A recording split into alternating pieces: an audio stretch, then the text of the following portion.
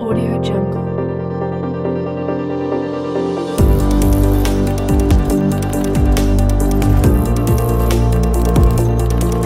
Audio Jungle.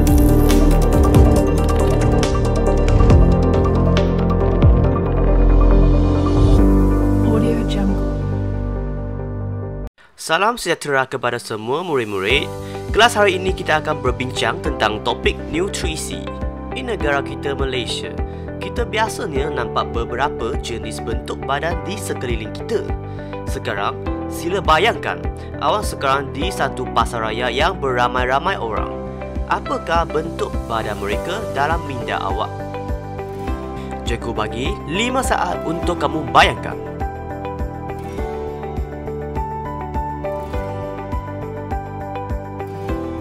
Dalam minda awak, adakah badan jenis macam ini?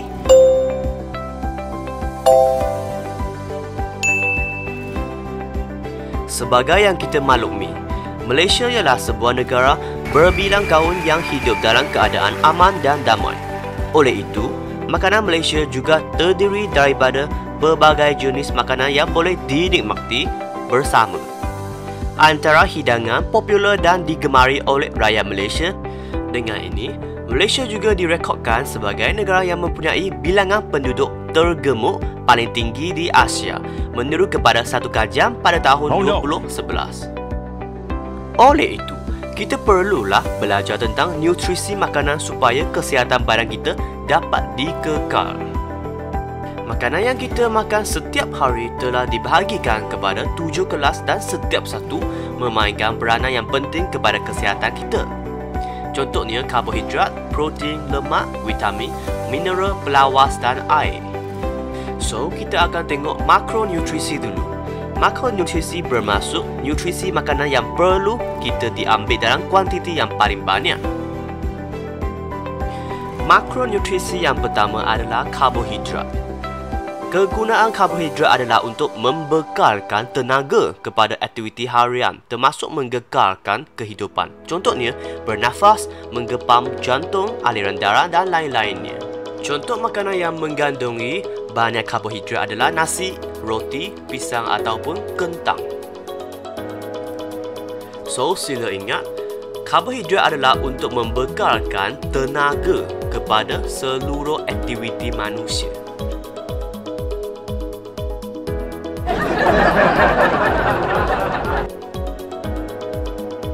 Seterusnya, makronutrisi kedua adalah protein. Unit asas protein disebut sebagai asid amino.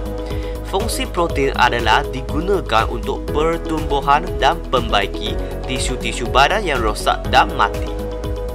Di samping itu, ia pun digunakan sebagai mensintesis enzim, hormon dan antibodi. Contoh makanan protein dari sumber haiwan adalah telur, daging, susu, dan ayam. Dan ini adalah contoh makanan protein dari sumber tumbuhan, berbagai jenis kacang-kacang.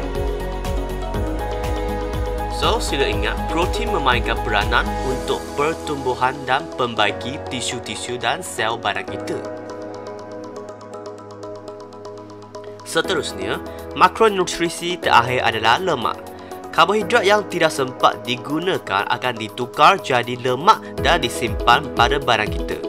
Oleh itu, lemak adalah simpanan tenaga yang paling tinggi. Lemak juga membekalkan 2 kali ganda jumlah tenaga banding dengan karbohidrat.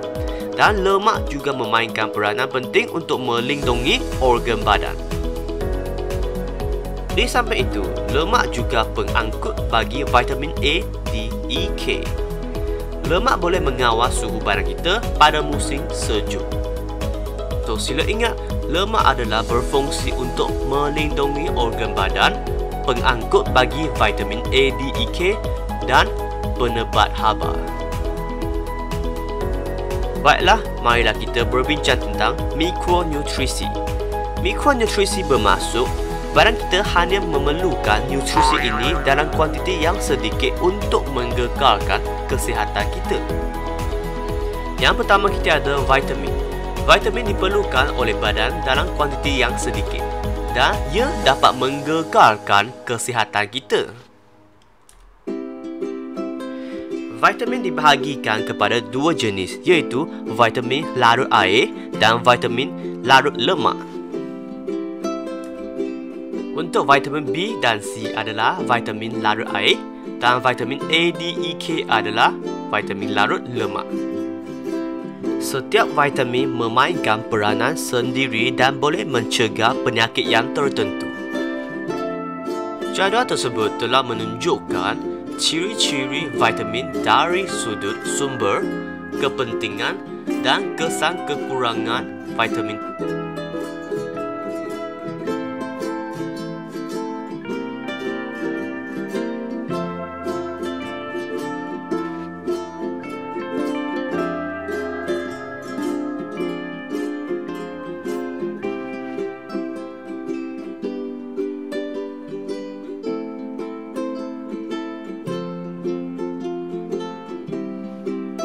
Nutrisi yang seterusnya adalah pelawas, 纤维. Pelawas tidak dapat diuraikan oleh sistem pencernaan. Oleh itu, ia dapat membersihkan sistem pencernaan manusia dan membawakan sisa-sisa makanan keluar daripada badan kita. Pelawas penting untuk merangsang peristalsis usus-usus kita dan memudahkan pergerakan makanan dalam sistem pencernaan kita untuk mengelakkan sembelit.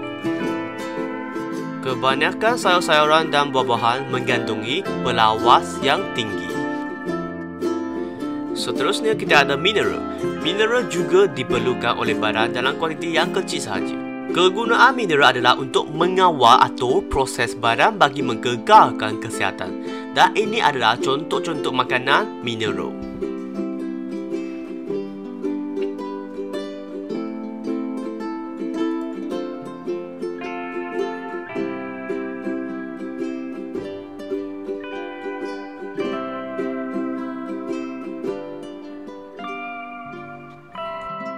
Nutrisi terakhir adalah air. 60% daripada badan kita terbentuk daripada air. Ini adalah sedikit revisi daripada kelas hari ini. Sila selesaikan soalan-soalan tersebut dan tulis dalam buku latihan kamu semua.